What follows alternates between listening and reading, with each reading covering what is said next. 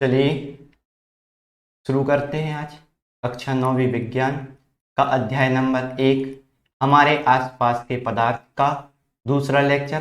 पहले लेक्चर में हमने अध्याय 1 के सभी टॉपिकों के ऊपर डिस्कस किया था। अब इसके बाद हम इसके पार्ट के बीच में आए हुए क्वेश्चनों के आंसरों को पढ़ेंगे और समझेंगे।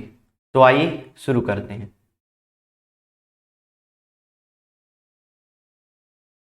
प्रश्न 1।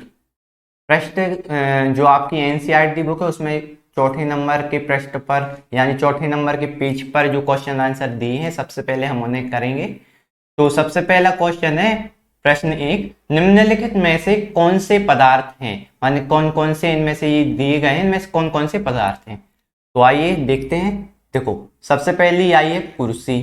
तो कुर्सी आपको पता है कैसा पदार्थ है, अगर अपन ने पढ़ा है ना पहले लेक्चर में कि ठोस, द्रव और गैस, ये पदार्थ की 3 अवस्थाएं हैं। तो यदि इन 3 अवस्थाओं में से अगर कोई भी यहाँ होगी वस्तु पदार्थ होगी तो क्या कहलाएगी, पदार्थ कहलाएगी, नहीं तो नहीं कहलाएगी। तो सबसे पहले देखें अपन कुर्सी। तो कुर्सी क्या है अपनी, ठोस है कि नहीं है, तो बस इसलिए कुर्सी भी एक पदार्थ है। अब इसके बाद आ गया वायु। वायु किस में आती है, अपनी गैस में आती है, इसलिए वायु भी एक क्या है, पदार्थ है।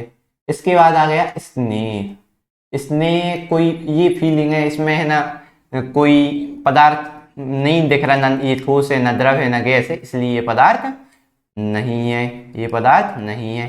अब आया बादाम। अब आपने बादाम तो खाई होगी, तो बादाम कैसा है, ठोस, द्रव, गैस, क्या है, ठोस है, तो इसका आंसर ये पदार्थ में आएगी, इसलिए बादाम भी पदार्थ है। इसके बाद आ गया विचार। क्या विचार पदार्थ है, ना ये ठोस है, ना द्रव है, ना गैस है। विचार क्या है, मन की विचार है, तो बस इसलिए विचार नहीं होगा पदार्थ। ठीक है। अब आई सीट। सीट भी एक पदार्थ नहीं है। अब आया शीतल पेय। पेय किस में आ गया, द्रव में आ गया, द्रव में आया कि नहीं आया, इसलिए शीतल पेय क्या है, पदार्थ है। अब बची इत्र की गंध। तो इत्र की गंध भी एक पदार्थ नहीं है। ठीक है, तो ये अपना आंसर हो गया। अब अगला क्वेश्चन करेंगे अपन। प्रश्न 2, निम्नलिखित परीक्षण के कारण बताइए। तो सबसे पहले देखेंगे क्या है, गर्मा गर्म खाने की गंध कई मीटर दूर से ही आपके पास पहुंच जाती है, लेकिन ठंडे खाने की महक लेने के लिए आपको उसके पास जाना पड़ता है।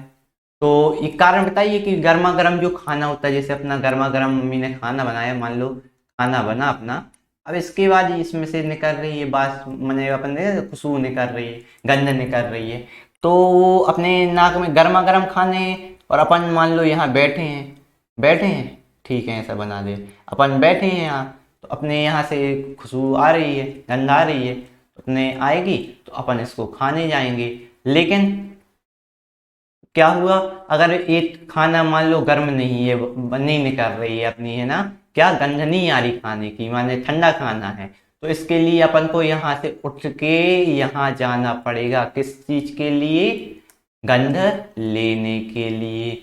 इसलिए अपन कह सकते हैं, तो इसका क्यों होता है ऐसा, इसी को अपन को आंसर देना है।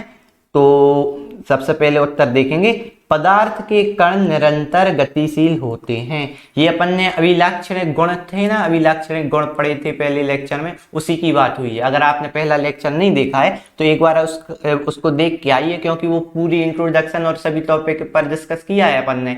जब तक अपन वो पहला लेक्चर नहीं देखोगे, यहाँ समझने में थोड़ा सा दिक्कत जाएगी, तो आप अगर ना देखा हो तो देख के आइए। ठीक है, तो पदार्थ के कण निरंतर गतिशील होते हैं, ताप बढ़ाने पर उनकी गतिज ऊर्जा बढ़ जाती है। क्या हो जाती है, इनकी गतिज ऊर्जा क्या हो जाती है, बढ़ जाती है।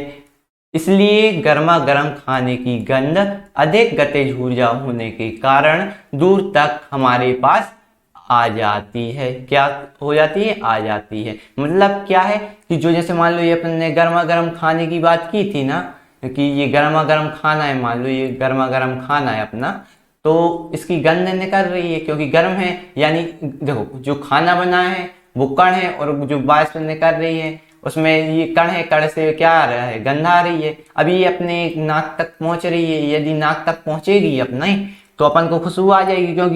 क्योंकि गर्मी, हमने एक आपको बात बताई थी ना कि जब वो गतिशील होते हैं जो अभिलाक्षणिक गुण में, कि जो पदार्थ के कण है वो गतिशील होते हैं, लेकिन वो निर्भर करते कारकों पर, जैसे ताप पर निर्भर करते हैं, दाब पर निर्भर करते हैं। तो इसमें कौन सा निर्भर कारक है, ताप। क्योंकि ताप कैसा, ताप यानी ऊष्मा, यानी खाना गर्म है ना, तो ये ताप है, और ताप है तो इसके कारण ये अपनी पर दूर तक गंध आ रही है। जबकि अगर इसमें ठंडा हो है ये खाना तो फिर गंध है ना नहीं निकलेगी। क्यों नहीं निकलेगी, क्योंकि इसमें ताप नहीं है, यानी वो गति नहीं करेंगे, गति तो ऊर्जा नहीं होगी अपने में। इसलिए आप आ रही बात समझ में। सिंपल सीधी बात ये है, यदि देखो कणों को गति करने के लिए कोई भी कारक की आवश्यकता होती है क्या, देखो खान माने किसी भी है ना पदार्थ को गति करने के लिए, क्या करने के लिए, जो पदार्थ है उसको क्या करने के लिए, गति करने के लिए कारक की आवश्यकता होती है। कारक क्या कहलाते, कोई भी, जैसे ताप हुआ अपना, दाब हुआ, या कुछ भी चीज हुई, ये जो कारक होते हैं तो ये या फिर ताप के कारण गति करेगा या दाब के कारण गति करेगा। तो यहाँ किसकी बात कर रहे हैं अपन, गति की बात कर रहे हैं ना। तो गति करने के लिए क्या चाहिए अपन, ताप, गर्म है ना, खाना गर्म या ठंडे की बात हो रही तो ये ताप पर डिपेंड करता है। तो ताप है यानी गर्म है, ऊष्मा है उसमें, तो कण दूर तक अपन को आ जाएंगे और माने उसकी गंध आ जाएगी तो अपन दूर से ही उसको पहचान लेंगे। जबकि है ना अगर ठंडा होगा खाना तो फिर पदार्थ के कणों में गति नहीं होगी, और गति नहीं होगी तो फिर अपन को उस खाने के पास जाना पड़ता है। वही बात कही गई है कि वही ठंडे खाने की गंध कम गतिज ऊर्जा होने के कारण दूर तक नहीं आ पाती, अतः उसकी महक लेने के लिए हमको उसके पास जाना पड़ता है। आई बात समझ में आपको, कि माने सीधी बात है कि पदार्थ के कण, उनके लिए गति के लिए कारकों की आवश्यकता होती है। यहाँ कारक क्या है अपना, ताप। क्योंकि अपन को गर्म और ठंडे की बात हो रही है, और ये किस पे निर्भर करता है, अपना ताप पर निर्भर करता है। इसलिए अपन कह सकते हैं अगर ताप है तो गति करेगी, तो अपन को गति नहीं करना पड़ेगी, वो कण ही कर लेंगे, वो अपनी नाक में है ना गंध आ जाएगी। लेकिन अगर ताप नहीं होगा, माने गर्म नहीं होगा खाना, ठंडा होगा, तो फिर अपन को गति करना होगा। गति यानी अपन को चल के जाना पड़ेगा खाने के पास, उसकी गंध लेने के लिए पास में। आई बात समझ में। अब ये आपने जी नाम सुन रहे होंगे कि गतिज ऊर्जा। अभी आप ना गतिज ऊर्जा को की परिभाषा आपको पता होगी नहीं होगी, तो अपन हालांकि इस गतिज ऊर्जा को तो अपन अभी आगे के अध्याय 9वीं में कार्य ऊर्जा वाला, उसमें है ना अपन पढ़ेंगे। बाकी गतिज ऊर्जा है गति के लिए आवश्यक ऊर्जा को गतिज ऊर्जा कहते हैं, उसको अपन डिटेल में समझेंगे, तो वो अपन आगे पढ़ेंगे। अभी इतना ही ठीक है, अब आगे अपन बढ़ते हैं। हाँ, अब तीसरा क्वेश्चन आ गया अपने पास। क्या आ गया तीसरा क्वेश्चन, क्या है, स्विमिंग पूल में गोताखोर पानी काट पाता है, यानी जो स्विमिंग पूल होता है उसमें गोताखोर पानी काट पाता है, इससे पदार्थ का कौन सा गुण प्रेक्षित होता है। सबसे पहले अपन ने पिछले लेक्चर की एक बात समझाई दोबारा, कि देखो अपन को पता है ना, जो अगर ठोस होते हैं, जैसे अपन ये ठोस है, ये द्रव मान लें, कण की व्यवस्था बता रहे हैं एक बार, तभी उस क्वेश्चन को और अच्छे से समझ जाएंगे। ठोस के कण क्या होते हैं, पास होते हैं, अपन को पता है ठोस के कण क्या होते हैं, पास होते हैं। और जबकि द्रव के कण क्या होते हैं, अपेक्षाकृत, ठोस की अपेक्षाकृत क्या होते हैं, दूर। और जबकि है ना आपको पता होगा गैस के तो बहुत ज्यादा दूर होते हैं। तो आपने देखा होगा, अब इसमें देखो ठोस में कण व्यवस्था बिल्कुल पास है, पास इसमें भी है, लेकिन द्रव में थोड़ा सा यहाँ दूरी है, जबकि गैस में और ज्यादा दूरी है। अब स्विमिंग पूल है, स्विमिंग पूल मान लो अपना, जो स्विमिंग पूल है ना, ये स्विमिंग पूल है मान लो, तो यहाँ पानी भरा हुआ है। अब पानी भरा हुआ है यानी क्या है, पानी क्या भरा है, यानी जल है। और जल क्या कहलाता है, कौन सी अवस्था है पदार्थ की, द्रव अवस्था है। और द्रव अवस्था में क्या होते हैं, जो कणों के मध्य दूरी माने रिक्त स्थान होता है, वो माने थोड़ा सा होता है, ठोस की अपेक्षा ज्यादा होता है। तो यहाँ कण क्या कर पाते, गति ज्यादा कर पाएंगे ना। देखो इसमें आजू बाजू कम जगह, माने रिक्त स्थान कम है, आसपास रिक्त स्थान कम है, तो गति ये कम कर पाते ठोस की। जबकि जो द्रवों के कण हैं उनके मध्य दूरी है ना थोड़ी सी ठोस की अपेक्षा अधिक होती है, इसलिए कण गति कर पाते। अब मान लो आप गोताखोर, यानी जो जैसे अपन गोताखोर क्या कहलाते, जो पानी के अंदर जाते, आपने टीवी में देखा होगा, वो तो जैसे अपन गोताखोर अगर ना समझे तो अपन ही स्विमिंग पूल में माने स्विमिंग कर रहे हैं अपन, है ना, तैर रहे हैं, तो उसमें क्या करते हैं अपन, जैसे मान लो कोई बंदा यहाँ तैर रहा है, ठीक है, तो अपन हाथ चलाते हैं ना, ये हाथ भी चलाते हैं और ये यहाँ पैर भी चलाते हैं, तो तभी तो अपन तैर पाते हैं। तो क्या करते हैं अपन, हाथ चलाते हैं तो पानी अपने रास्ते से अलग होता जाता है। मान लो रास्ते में ये पूरा पानी है, तो यहाँ हाथ चलाए तो पानी यहाँ साइड हो गया, यहाँ वहां चलाए यहाँ साइड पानी हो गया, माने पानी के कारण एक दूसरे से अलग अलग हो जाए, माने टूट जाते हैं, माने उनका पानी में कण की व्यवस्था क्या होती है, ठोस की अपेक्षा माने दूर दूर होती है। पानी का कई पानी यहाँ चला गया और कई पानी यहाँ आ जाता है, जिससे अपन आगे बढ़ पाते हैं। इसी बात को अपन ध्यान रखते हुए इसका आंसर पढ़ेंगे कि सबसे पहले क्या लिखा है, पदार्थ के कण एक दूसरे को आकर्षित करते हैं।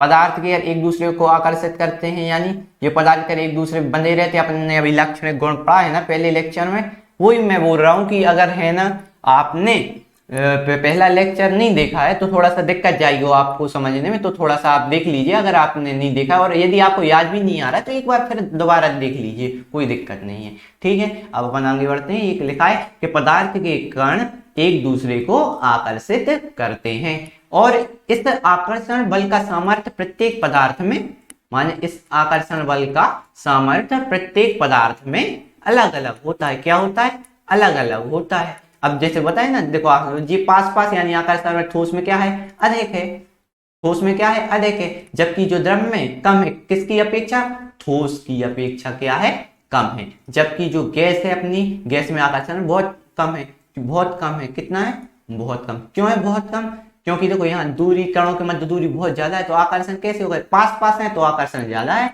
और दूर दूर है तो आकर्षण कम है। आई बात समझ में आपको। तो जल के कणों में आकर्षण बल कम होता है, माने ठोस की अपेक्षा कम होता है। जब गोताखोर अब जल में अपने हाथ पैर चलाता है तो जल के कणों में आकर्षण बल टूट जाता है, यानी इनके मध्य जो आकर्षण बल होगा, हाथ चलाते तो इनके कणों के मध्य आकर्षण बल टूट जाता है और वह पानी को आसानी से काट पाता है। आई बात समझ में आपको, ठीक है भैया। अब आगे बढ़ते हैं अपन। अब चौथा क्वेश्चन है, पदार्थों के कणों की क्या विशेषताएं हैं। इनमें क्या है कि विशेषताएं जो अपन ने पढ़ा था ना पहले लेक्चर में, अभिलाक्षणिक गुण, उसी पर निर्धारित है, उसी पर आशा है इसका।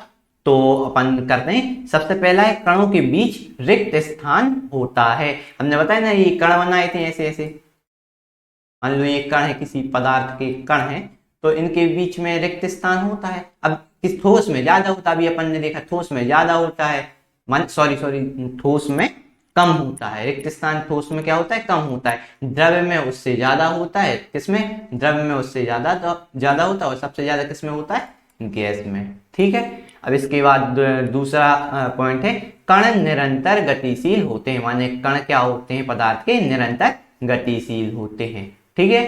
अब तीसरा पॉइंट है, कण परस्पर एक दूसरे को आकर्षित करते हैं। बताया गया ना आपके लिए कि जो कण होते हैं ना, ये आपस में एक दूसरे को क्या करते हैं, आकर्षित करते हैं। आकर्षित करते तभी तो एक दूसरे से बने रहते, नहीं तो एक यहाँ एक यहाँ एक यहाँ, माने तो फिर पदार्थ का निर्माण कैसे होगा, पदार्थ का निर्माण नहीं हो पाएगा। इसलिए अपन कह सकते हैं कि पदार्थ के जो कण हैं उनके मध्य आकर्षण बल होता है, कार्य करता है, ठीक है। अब आगे बढ़ते हैं अपन।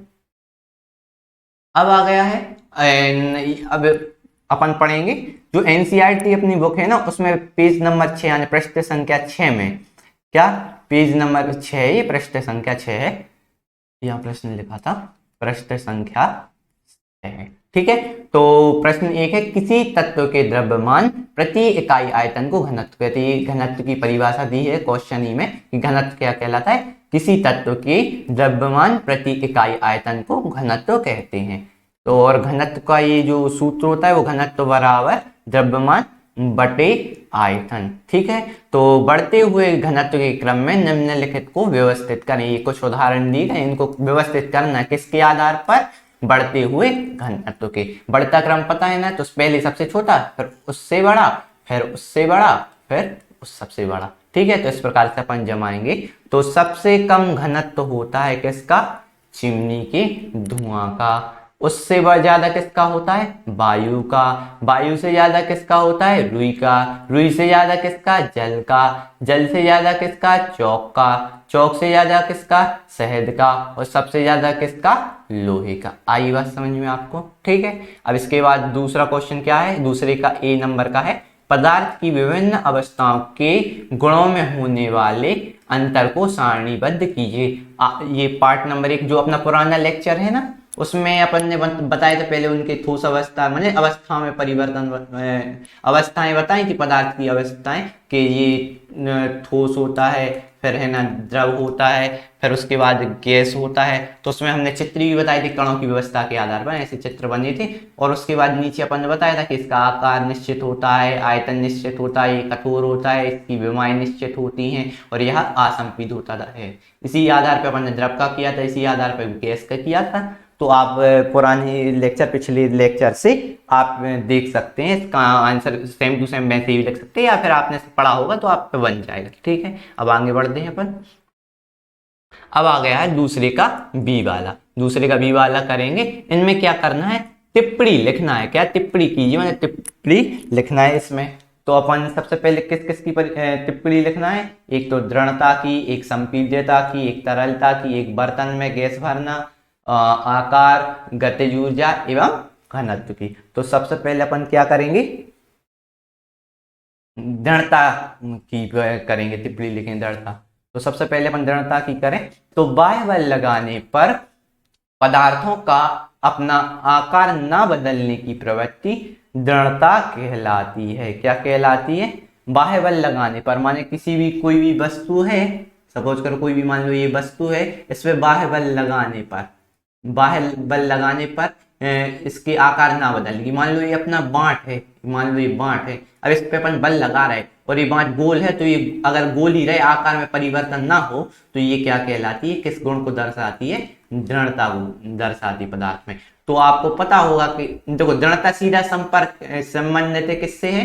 कणों की व्यवस्था पर। अगर कण पास पास होंगे यानी दृढ़ होंगे, और आपको पता है कि ठोसों में कण पास पास होते हैं, जो द्रव में कण थोड़े से ठोस की अपेक्षा दूर दूर होते, तो सबसे ज्यादा दृढ़ता ठोस में होती है, उससे कम दृढ़ता द्रव में होती है, और सबसे कम किस में होती है? गैस में होती है। ठीक है, तो वो ये ठोस में सबसे ठोस पदार्थों में अत्यधिक दृढ़ता होती है। ये आगे लिख सकते हैं कि द्रव में कितनी होती है और गैस में, मैंने बता दिया आपको ठोस में सबसे ज्यादा, द्रव में ठोस की अपेक्षा कम और गैस में सबसे कम। ठीक है, अब इसके बाद अगला गुण आता है संपीड्यता। आपको पिछले लेक्चर में संपीड्यता का परिभाषण किया था, उसको बताया था, तो एक बार और अपन पढ़ लें कि बाह्य बल लगाने पर पदार्थों का अपना आयतन बदलने की प्रवृत्ति संपीड्यता कहलाती है। क्या? बाह्य बल लगाने पर। अपन ने पिछली बार कंटेनर में ऐसा सिखाया था कि जब यहाँ ऐसे बल लगाए जा रहे किसी पदार्थ के ऊपर, तो वो उसका आकार परिवर्तन हो जाता। आयतन पहले इतना था मान लो, तो अब कितना बचा? इतना सा बचा। तो ये आयतन आकार में, आयतन में परिवर्तन हो गया ना सब पदार्थ में। ये देखो इतना आयतन था, यहाँ इतना सा बचा, किसके कारण? दाब लगाने के कारण। दाब लगाने के इसी गुण को क्या कहते हैं? संपीड्यता कहते हैं। यानी बाह्य बल लगाने पर आयतन बदलने की प्रवृत्ति को संपीड्यता कहते हैं। देखो कल और ये भी बताया था कि ठोस में कण, देखो ठोस में कण पास पास होते, अब इसको आजू बाजू जगह ही नहीं है खिसकने के लिए, रिक्त स्थान बहुत कम है, तो खिसकेगा कैसे? और खिसकेगा नहीं तो फिर है ना अपन आयतन भी नहीं बदलेगा। तो इसलिए अपन कह सकते कि ठोस में संपीड्यता का गुण नगण्य होता, माने बहुत कम होता है, और अपन ने बता ही दिया था कि असंपीड होता है। तो ठोस में सबसे कम होती है संपीड्यता का गुण, उससे ज्यादा किसमें होती? द्रव में, क्योंकि द्रव में ठोस की अपेक्षा कण थोड़े से दूर दूर होते हैं, तो वो वहां आजू बाजू खिसक सकते हैं उनके कण। इसके कारण द्रव में ठोस की अपेक्षा ज्यादा है ना संपीड्यता का गुण पाया जाता है, और सबसे ज्यादा किसमें पाया जाता है? गैस में, क्योंकि इनके कण दूर दूर हैं, और दूर दूर कण होने के कारण संपीड्यता का गुण क्या है? इसमें सबसे अधिक है। ठीक है, तो अपन ये कर ही लिया कि गैस पदार्थ में संपीड्यता सबसे अधिक होती है, द्रवों में गैस की अपेक्षा कम होती है, और ठोस में न्यूनतम होती है, नगण्य होती है, लिख सकते हैं अपन। ठीक है, अब इसके बाद अगला आ गया तरलता। तरलता एक नया गुण है। क्या है अपन समझेंगे। पदार्थ के कणों की परतों के एक दूसरे पर फिसलने के कारण बहने की प्रवृत्ति तरलता कहलाती है। द्रवों में तरलता का गुण पाया जाता है, ये अपन ने लिखवाया था कि द्रवों में तरलता का गुण पाया जाता है। तरलता यानी ये द्रव रूप में ये बहना, तरल तरल वस्तु कहते हैं ना, जैसे पानी बह रहा है या फिर तेल गिर जाता है, तेल बहता है, शहद बहती है, तो ये कौन सा गुण कहलाता है, तरलता का गुण कहलाता है। ठीक है, अब इसके बाद अगला है बर्तन में गैस भरना। तो गैसों के कण अनियमित रूप से हर दिशा में विचरण करते हैं। जो गैस के कण, क्या अपन ने पढ़ा था ना कि गैस के कण क्या होते हैं, स्वतंत्र होते हैं, कहीं भी रहते हैं। गैस के कण क्या होते हैं भैया, क्या होते हैं, स्वतंत्र होते हैं। गैस के कण क्या होते हैं, स्वतंत्र होते हैं। तो एक कहीं तो एक कहीं तो एक कहीं रहता है, तो इसलिए एक कहीं है, एक ये कहीं है, ये कहीं है, तो ये कहते हैं गैस के कण स्वतंत्र होते हैं। तो इसलिए अनियमित, नियमित कोई नहीं है कि यहीं जाएगा कि यहीं जाएगा, ये तो कहीं भी चले जाते हैं, मनमौजी काम है इनका। तो इसलिए अपन कह सकते हैं कि जो गैसों के कण हैं अनियमित रूप से हर दिशा में विचरण करते हैं तथा ज्यादातर ऊपर की ओर, और ज्यादातर किसके ऊपर की ओर। इसलिए किसी बर्तन में गैस भरने के लिए गैस को संपीड़ित किया जाता है। इसलिए किसी बर्तन में गैस भरने के लिए गैस को क्या किया जाता है, संपीड़ित। अपन ने हमने कल बताया था आपके लिए कि गैस सिलेंडर में जो एलपीजी गैस भरी होती है ना, वो जैसे एलपीजी गैस का सिलेंडर है, इसमें गैस भरी होती है, तो यहाँ द्रव रूप में आ जाती संपीड़ितता के कारण। तब तो अपन को हिलाने में ऐसा लगता है कि जैसे अंदर पानी भरा हो, जबकि वो गैस उच्च दाब और निम्न ताप के कारण, कल बताया था कि उच्च दाब और निम्न ताप के कारण ये गैस है ना टंकी में ऐसी भरी रहती है, तो गैस उच्च दाब के कारण ये द्रव रूप में परिवर्तित हो जाती है, कण पास आती है। और जब ये टंकी से गैस बाहर निकलती है बर्तन से, तो ये क्या पुनः गैस के रूप में प्राप्त हो जाती है। ठीक है, अब अपन अगला क्वेश्चन देखते हैं। अब आ गया है क्या, आकार। क्या आ गया है अपना, आकार। आकार है पदार्थ के कणों की क्रमित व्यवस्था, उसका आकार कहलाती है। जो पदार्थ हैं, मान लो अपने जो पदार्थ हैं वो एक नियमित रूप से है ना की व्यवस्था है, एक लाइन से ये है ऐसे, एक लाइन से ऐसे, क्रमित व्यवस्था है ऐसे। तो पदार्थों की क्रमित व्यवस्था अगर वो सीधे हैं तो इस प्रकार का आकार बन जाएगा, अब ऐसे हैं तो अलग प्रकार का आकार बन जाएगा। तो इसका मतलब ये है कि पदार्थों की क्रमित व्यवस्था उसका आकार कहते हैं। पदार्थों का जो आकार, पदार्थ के जो कण है उनकी व्यवस्था जिस रूप से वो उस आकार पर निर्भर करती है, आकार का निर्माण करती है। ठीक है, उसके बाद क्या है अपना ठोस। ठोसों का आकार निश्चित होता है, अपन ने पढ़ा ही था, बताया था कि ठोसों का आकार निश्चित होता है। क्यों होता है, क्योंकि इनके कण एक दूसरे से बंधे होते हैं अधिक आकर्षण बल के कारण। तो ठोस का आकार निश्चित होता है। कैसे, अब 1 किलो का बांट है, अब 1 किलो का बांट मान लो अपन ने ऐसा गोल है, अगले दिन आओगे तो ये गोल ही मिलेगा, ये नहीं कि त्रिभुज बन जाएगा, ये नहीं कि चतुर्भुज बन जाएगा। अगले दिन भी आओगे तो गोल मिलेगा, और 2 साल बाद भी आओगे तो ये गोल ही मिलेगा। ठीक है, और अगर 1 किलो का है तो 1 किलो का ही रहेगा, 2 साल बाद 2 किलो का नहीं हो जाएगा। इसलिए इसका मतलब ये है कि आकार क्या होता है, जो आकार है वो भी निश्चित होता है, और क्या है, जो आयतन है ना वो भी निश्चित होता है। ठीक है, अब इसके बाद द्रव एवं गैस का आकार निश्चित नहीं होता है, ये अपन पढ़ चुके हैं। क्या, जो द्रव और गैस है ना उनका आकार निश्चित नहीं होता, वे उस बर्तन का आकार ग्रहण कर लेते हैं जिसमें उन्हें रखा जाता है। यानी कि जैसे मान लो अपने पास है ना द्रव का उदाहरण ले, जैसे अगर द्रव की बात करें, द्रव अवस्था की, द्रव का उदाहरण एक क्या लिया अपन ने, दूध लिया। क्या लिया, दूध। तो अब मान लो अपन ने, मम्मी ने 1 लीटर दूध खरीदा, ठीक है, लेने गया 1 लीटर का दूध मंगवाया, पैकेट मंगवाया। तो मान लो उसको खोल के अपन ने एक पतीली में रख दिया, तो ये यहाँ दूध भर दिया, तो ये किस आकार का होगा, इस आकार का होगा। मान लो इसी दूध को क्या कर दिया आपने, गिलास में रख दिया। अब गिलास में रख दिया तो ये गिलास का आकार ले लिया। अगर इसको मान लो एक थाली में रख देते, किस में रख देते, एक थाली में रख देते इस दूध को, तो ये थाली का आकार ले लेता। मतलब इसका मतलब क्या है कि जो द्रव होता है या गैस होते हैं वो क्या करते हैं, उनका आकार निश्चित नहीं होता है। क्या होता है इसमें, ये पात्र का आकार ले लेते। किसका, पात्र यानी बर्तन, कोई भी बर्तन है ना उसका आकार ले लेते हैं। ठीक है, अब इसके बाद अगला है गतिज ऊर्जा। क्या, गतिज ऊर्जा भी अपन ने बताया था। गतिज ऊर्जा की परिभाषा हालांकि इसी में आ गई है, तो अपन इसी में पढ़ ले रहे, बाकी आगे तो अपन पढ़ेंगे स्थितिज ऊर्जा, गतिज ऊर्जा वगैरह अपन आने वाले पाठों में पढ़ेंगे 9th में ही। तो अभी अपन यही पढ़ते हैं कि किसी पदार्थ के कणों में उनकी गति के कारण जो ऊर्जा होती है, क्या जो पदार्थ के कण है ना उनकी गति के कारण जो ऊर्जा होती है वह क्या कहलाती है, गतिज ऊर्जा कहलाती है। ठोस में गतिज ऊर्जा न्यूनतम होती है, गैसों में अधिकतम होती है और द्रवों में ठोस एवं गैस के मध्यवर्ती होते हैं। यानी आपको देखो गतिज ऊर्जा हमने बताया था उस समय, मान लो ये ठोस है, ये द्रव है और गैस है। अब इनके कण की व्यवस्था तो आपको पता है, ये पास पास हैं और द्रव में थोड़े दूर दूर हैं, और जबकि है ना जो गैस है उसमें तो बहुत ज्यादा दूर है। तो अब देखो इनके बीच में रिक्त स्थान है ना बहुत ज्यादा कम है, तो इसलिए अब इनमें कण के जो ऐसे हैं ये अब गति कर नहीं पाएंगे, ज्यादा ज्यादा इतना खिसक जाएंगे, इतना खिसक जाएंगे, तो गति कम कर पाएंगे। इसलिए जो ठोस होते हैं उनमें गति ऊर्जा बहुत कम होती है, जबकि जो द्रव होते हैं ना इसमें कण थोड़े दूर दूर हैं, तो ये गति कर सकते हैं, यहाँ आ सकता है, यहाँ थोड़ा आ सकता है, गति कर सकते हैं। इसलिए ठोस की अपेक्षा द्रव में ज्यादा होता है, और सबसे ज्यादा किसमें होती है, गैस में, क्योंकि यहाँ देखो एक कण के बीच में दूरी बहुत ज्यादा है, रिक्त स्थान बहुत ज्यादा है, तो ये गति कर सकते हैं बहुत ज्यादा। तो इसलिए गैस में क्या होता है, गतिज ऊर्जा अधिक होती। ये बताया था द्रव्य जो द्रवों में ठोस एवं गैस के मध्यवर्ती, देखो ठोस है और गैस है, इनके मध्य में ना मध्यवर्ती, ये बताया गया। ठीक है, अब अगला करते हैं, क्या है अब घनत्व। क्या है घनत्व, तो किसी पदार्थ के एकांक आयतन का द्रव्यमान उस पदार्थ का घनत्व कहलाता है। ये घनत्व की परिभाषा है, हालांकि घनत्व को डेंसिटी भी बोलते हैं, तो अपन है ना इंग्लिश में घनत्व को, तो घनत्व की ये परिभाषा है कि किसी पदार्थ के एकांक आयतन का द्रव्यमान उस पदार्थ का घनत्व कहलाता है।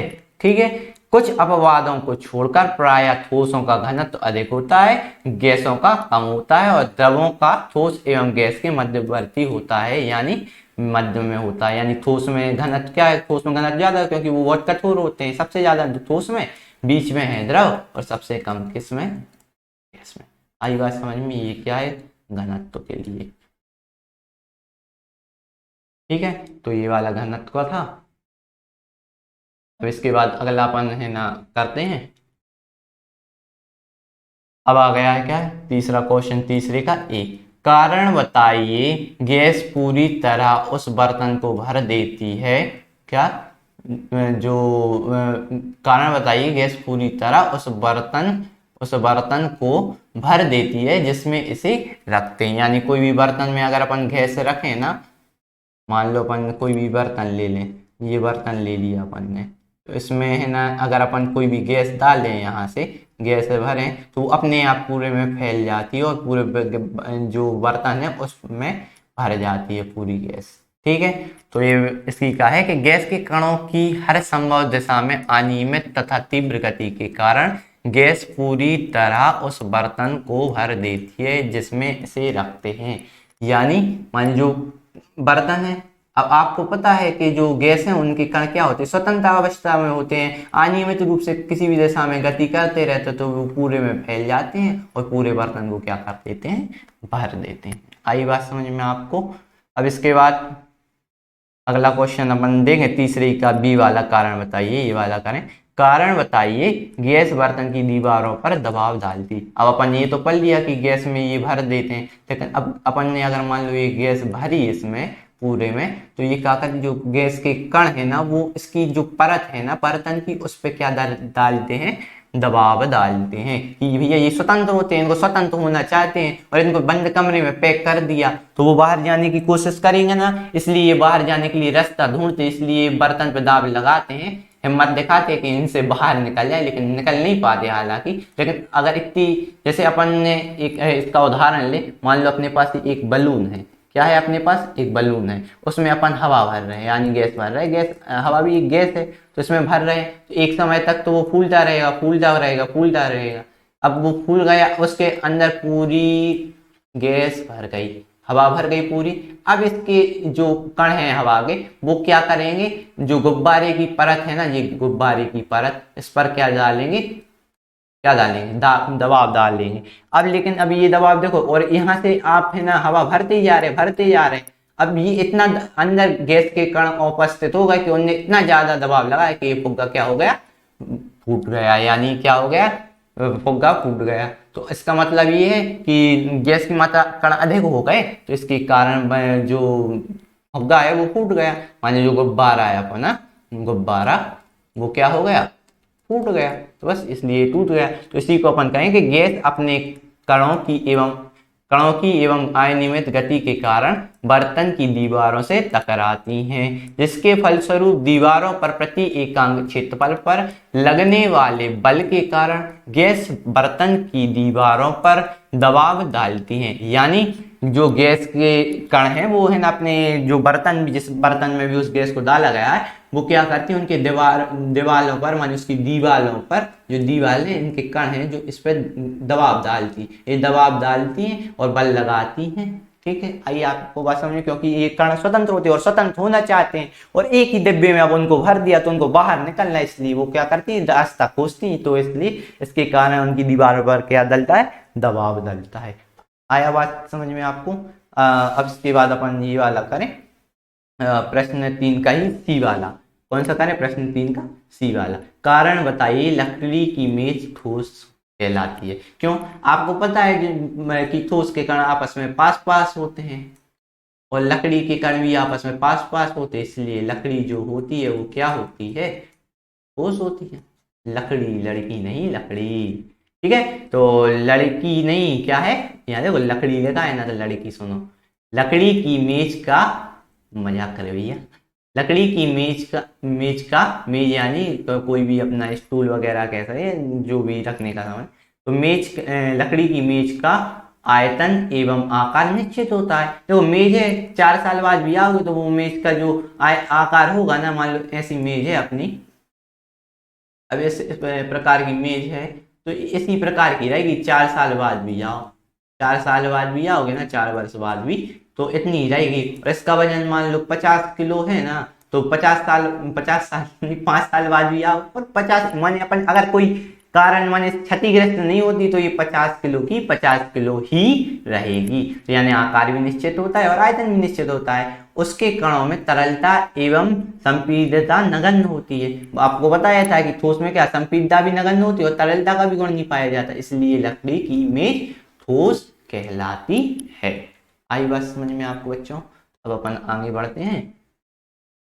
अब अगला आ गया है तीसरे का ही डी वाला। क्या आया है, तीसरे का डी वाला। कारण बताइए हवा में हम आसानी से हाथ चला सकते हैं, लेकिन एक ठोस लकड़ी के टुकड़े में हाथ चलाने के लिए हमें कराटे में दक्ष होना पड़ता है। यानी क्या कि जब अपन जैसे कोई भी अपन के पास वायुमंडल है अपना, अपन आजू बाजू हाथ चलाते रहें, माने अपना हाथ, माने जो अपना हाथ है उसको हवा में करें तो अपन को कुछ नहीं होता, वो हवा एक दूसरे से दूर चली जाती है। हवा में तो अपन आसानी से हाथ चलाते, लेकिन यही अगर आप लकड़ी के टुकड़े के ऊपर हाथ चलाएं तो या फिर आपको कराटे में दक्ष यानी कराटे आने चाहिए। जैसे आपने देखा होगा टीवी में वो कराटे हाथ से क्या करते, लकड़ी तोड़ देते, लेकिन अगर आप कराटे में दक्ष नहीं है फिर आपकी लकड़ी तो टूटेगी नहीं, क्या टूट जाएगा आपका हाथ। तो इसलिए ये है कि अगर है ना, ये कैसे होता कि भैया लकड़ी को तोड़ने की माने लकड़ी टूटती नहीं और हवा में हाथ चल जाता, तो अपन का इसका सीधा उत्तर, सिंपल उत्तर यही है कि आपको पता है कि जो कण हैं जो ठोस के वो पास पास होते हैं, तो अपन ने पढ़ा ही है कि कण इसके ठोस के पास पास होते हैं। अब इनके आजू बाजू खिसकने की जगह ही नहीं है। अब इस लकड़ी में हाथ मारोगे तो कण आपस में दूर तो जा नहीं पाएंगे। अब कराटे में ऐसा रहता है कि आकर्षण बहुत बल ज्यादा होता है तो उसके लिए बहुत ज्यादा बल चाहिए, और कराटे में हाथ में बल बहुत ज्यादा लगाते हैं इसलिए वो टूट जाती है। लेकिन सिंपल अपन नॉर्मल अगर कराटे अपन ने नहीं सीखे हैं तो फिर तोड़ना ऐसे मुश्किल होती है और अपने हाथ में ही चोट लग सकती है। इसलिए जबकि है ना जो वायुमंडल है हवा है, उसके हवा है यानी गैस है, क्या है गैस, और अपन को पता है गैस कारण दूर दूर होते हैं, तो हाथ चलाने पर कुछ कण इस साइड चले गए और कुछ कण क्या होगा इस साइड चले गए, बीच से हाथ ये निकल जाता है। आया बात समझ में आपको कि इसका मतलब ये है कि अब अपन क्वेश्चन आंसर पढ़ें फिर उसके बाद और समझेंगे कि हवा गैस के कणों के मध्य अत्यधिक रिक्त स्थान होता है। बीच में जो कण होते हैं उनके रिक्त स्थान बहुत ज्यादा होती है और परस्पर अब दूरी इतनी ज्यादा है तो एकता कैसे होगी, एकता यानी आपस में आप माने है ना संगठित कैसे होंगे, दूर दूर है यानी आकर्षण बल इनका बहुत कम है। इस जिसके कारण हवा में आसानी से अपना हाथ चला सकते। अभी एक कण एक यहाँ, एक कण यहाँ, तो यहाँ से हाथ चढ़ा दिया, कोई दिक्कत नहीं जाती है। जबकि जो एक ठोस लकड़ी के एक ठोस लकड़ी के टुकड़े के कण परस्पर अत्यधिक आकर्षण बल के कारण इनकी व्यवस्था अत्यधिक क्रमित एवं सुदृढ़ होती है। मान लो जो देखो अपन ने जो जैसे मान लो ये ठोस के कण है, ये पास पास, अब यहाँ से हाथ निकालना बहुत मुश्किल है, इसलिए अपन कह सकते हैं कि बहुत ज्यादा आकर्षण बल ज्यादा होता है कणों के मध्य, इसलिए लकड़ी को अपन कराटे में दक्ष हो तभी तोड़ पाते हैं। इसलिए लकड़ी के टुकड़े में हाथ चलाने के लिए अत्यधिक बल की आवश्यकता होती है, यानी कराटे में दक्ष होना पड़ता है। ठीक है, अब अपने पास अगला क्वेश्चन है चौथा, कि सामान्यतः ठोस पदार्थों की अपेक्षा द्रवों का घनत्व कम होता है। क्या? ठोस पदार्थों की अपेक्षा द्रवों का घनत्व कम होता है, लेकिन आपने बर्फ के टुकड़े को जल में तैरते हुए देखा होगा, पता लगाइए ऐसा क्यों होता है। आपने को पता है, देखो ठोस के कण आपस में पास पास होते हैं, जबकि द्रव के जो कण हैं वो दूर होते हैं थोड़ा सा ठोस की अपेक्षा। लेकिन आपने देखा होगा बर्फ तो ठोस है, और जब अपन शरबत बनाते हैं गर्मी के मौसम में शरबत बनाते हैं तो उसमें बर्फ डालते हैं, तो ये शरबत तो ये नीचे रहता है और बर्फ ऊपर तैरती। ऐसा कैसे? जबकि है ना बर्फ है ना ठोस है, इसको डूब जाना चाहिए, जैसे पत्थर डाल दे अपन पानी में तो डूब जाता है, तो बर्फ भी तो एक ठोस है, तो ये द्रव जल अपना द्रव है, तो द्रव में डूब क्यों नहीं रही है? इसका क्या कारण है, इसी के पर अपन चर्चा करेंगे। तो सामान्यतः ठोस पदार्थों की अपेक्षा द्रवों का घनत्व क्या होता है? कम होता है। क्या? सामान्यतः ठोस पदार्थों की अपेक्षा द्रवों का घनत्व क्या होता है? क्या होता है? द्रवों का घनत्व कम होता है। लेकिन क्या है इसका? लेकिन जब ठंडा होकर बर्फ क्या करता है? बनता है। ठंडा माने अपन ने जल है उसको बर्फ बनाया तो वो ठंडा हो जाता है, तो उसके कणों के मध्य रिक्त स्थान में वृद्धि हो जाती है। उसके मध्य क्या हो जाती है? कणों के मध्य रिक्त स्थान में वृद्धि हो जाती है, जिसके परिणाम स्वरूप उसके आयतन में भी वृद्धि हो जाती है। कैसा? माने अपन ने जैसे मान लो बर्फ पानी ट्रे माने अपन ने किसी भी पात्र में बर्फ जमाने को रखा, अब उसमें जल भर दिया। अब जल भरा, उसके बाद इसको जब ठंडा करते हैं ना, तो जब ठंडा होता है तो बर्फ बनता है ना, तो उनके मध्य रिक्त स्थान बन जाते हैं। आपने देखा होगा अगर ये बर्फ का क्यूब है माने बर्फ का टुकड़ा है, तो उसमें बीच बीच में छोटे छोटे ये गोल गोल छिद्र से दिखते हैं, यानी रिक्त स्थान क्या हो जाता है? बढ़ जाता है। और आपको पता है रिक्त स्थान बढ़ा यानी घनत्व तो कम हुआ। इसके कारण क्या होता है? उसके आयतन में भी वृद्धि होती है, अतः बर्फ का घनत्व जल के घनत्व से कम होता है। फलस्वरूप बर्फ का टुकड़ा जल पर तैरता है, यानी इसमें जो घनत्व है ना किसका ज्यादा होता है बताइए आप? माने अतः बर्फ का घनत्व जल के घनत्व से कम हो जाता है। बर्फ का घनत्व कम क्यों होता है? देखो इसमें बीच में रिक्त स्थान आ गए ना, जिसके कारण इसका घनत्व क्या हो गया? कम। किसकी अपेक्षा? जल की अपेक्षा, इसलिए वो उस पर तैरने लगते हैं। चलो एक और बार अच्छे से समझाते हैं अपन। देखो ये बर्फ का टुकड़ा है, बर्फ कैसे बनता है? पहले जल रहता है जल को अपन फ्रिज में जमाते, अपन ने जमाया इसको, तो ये क्या बन गया? बर्फ। लेकिन आपने ध्यान से देखा होगा अगर, तो बर्फ जो होता है ना, जो बर्फ होता है उसके मध्य छोटे छोटे ये रिक्त स्थान आपको देखने को मिलते, छोटे छोटे दिखते हैं कि छोटे छोटे बबल्स वगैरह अंदर रहते हैं आइस में। तो वो क्या होता है कि वहां रिक्त स्थान होता है, तो उसके कारण क्या होता है? रिक्त स्थान होने के कारण घनत्व कम हो जाता है, यानी बर्फ का घनत्व क्या हो जाता है? कम हो जाता है। किसकी अपेक्षा में? जल की अपेक्षा में। अतः बर्फ का घनत्व जल की अपेक्षा में कम हो जाता है, इसलिए बर्फ का टुकड़ा जल में तैरता है। आई बात आपको समझ में बच्चों? चलो ठीक है, आशा करते हैं आई होगी। आगे बढ़ते हैं अपन। बस आज के लिए अपना इतना ही। इस लेक्चर में अपन ने है ना कुछ क्वेश्चन किए हैं, अब आने वाले लेक्चर में अपन और क्वेश्चन आंसर करेंगे, अभ्यास के क्वेश्चन आंसर करेंगे। इसके बाद अपन अगला अध्याय चालू करते रहेंगे। तो आपने ये वीडियो देखी और आपको अच्छी लगी हो तो आप है ना और आगे की वीडियो भी जरूर देखें, जिसके कारण कि आपको नॉलेज मिलता रहे और अपनी तैयारी अच्छे से करते रहें क्लास की। ठीक है, तो मिलते हैं अपन अगले लेक्चर में। जब तक के लिए धन्यवाद।